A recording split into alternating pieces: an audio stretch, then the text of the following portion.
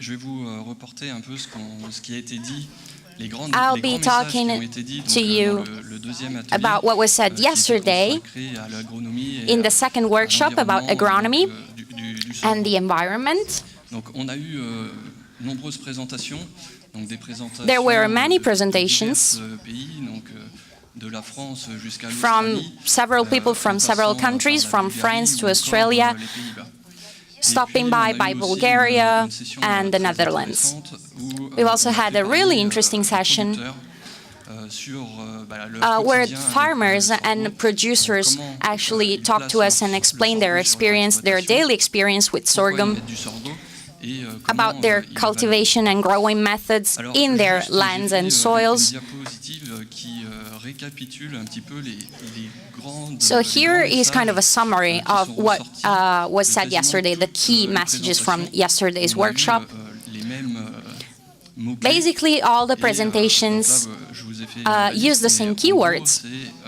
Here is a breakdown of the keywords, but basically sorghum is very well known as a crop that really exploits water.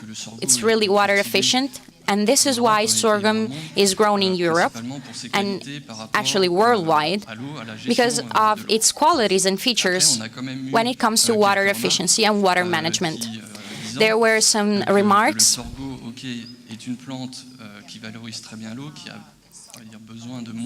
about water efficiency when growing sorghum, because sorghum doesn't need as much water when compared to other crops. But it still does need water, by the way, because without water, nothing grows. Sorghum is an alive crop. It's not a cactus, you know, so it still does need water, even though it has much lower requirements when compared to other crops. This might seem really, you know, a given, but it's not. Another keyword that came up a lot yesterday is rotation. Especially at the European level, we require farmers to implement crop rotation and to push forward rotation timeframes to improve soil quality, to eradicate weeds, and to deal with disease and pest problems. Being able to integrate a new crop into the rotation allows us to get a much better balance, much improved harmony for the soil, and being able not to use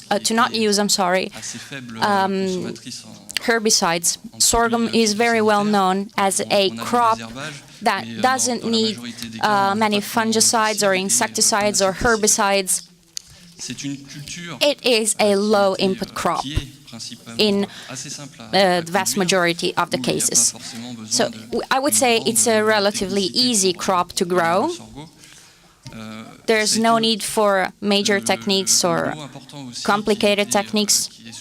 The key word which has been brought up frequently yesterday is that production of sorghum is relatively easy.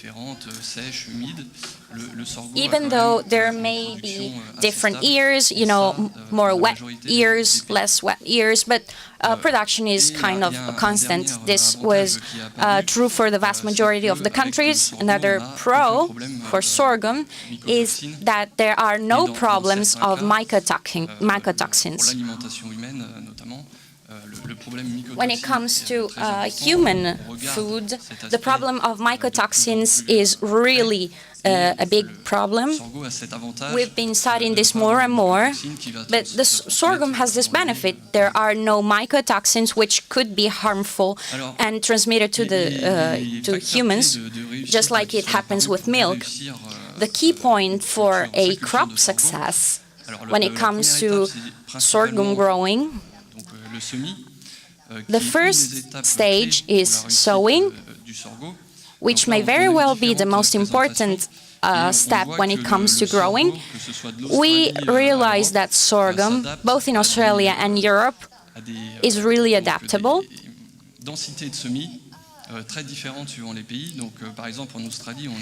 It has different sowing densities. So to speak, 50,000 per hectare target population in Australia, and it may seem low, but this is done to optimize water resources in Australia, which is a country that has a lot of drought problems. This is a regular problem there. Then we have lower densities.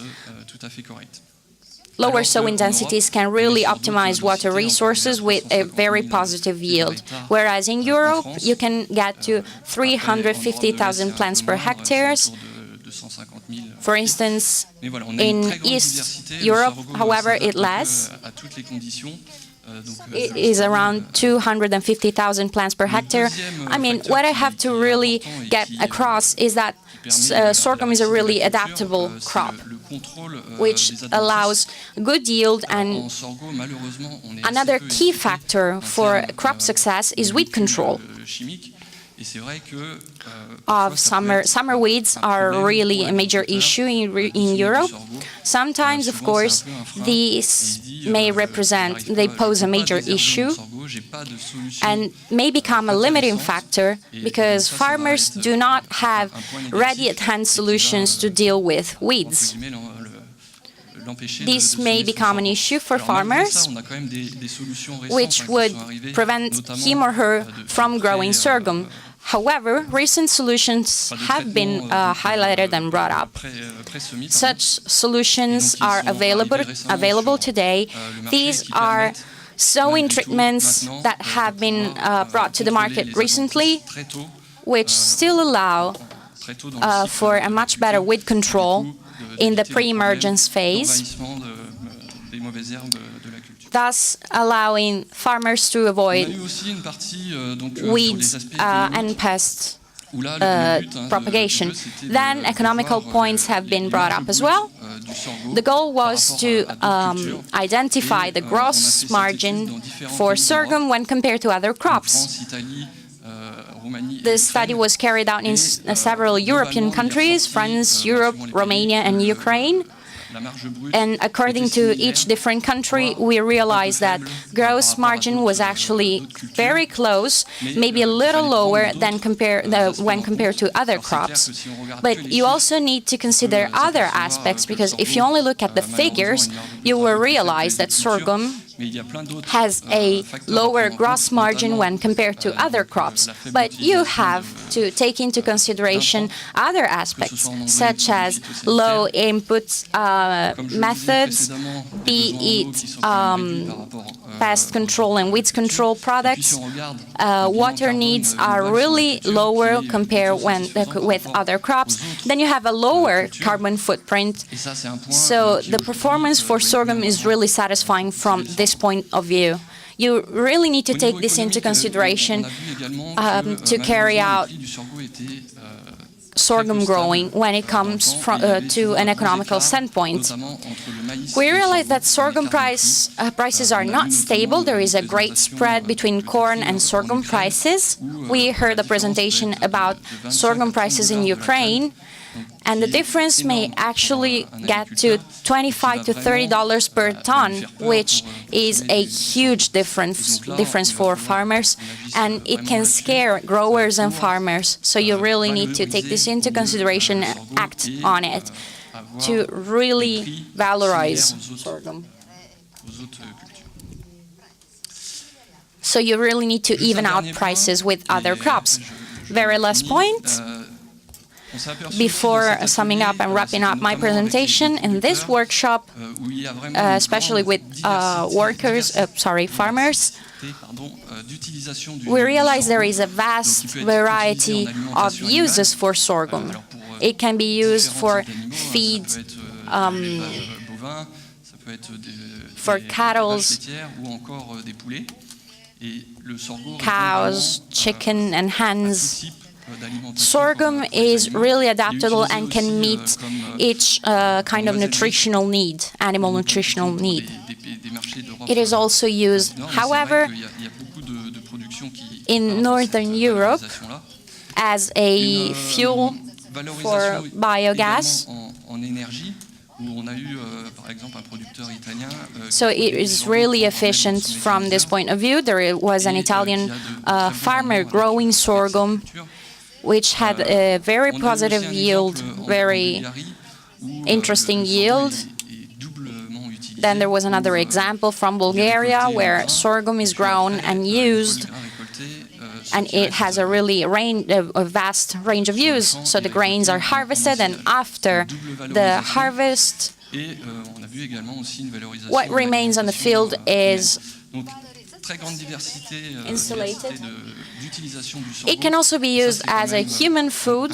So sorghum is a really flexible crop, and it has a huge potential. Each of us really need to carry out and develop sorghum's qualities. Thank you very much, and thank you to all of the speakers who joined us yesterday with our workshop.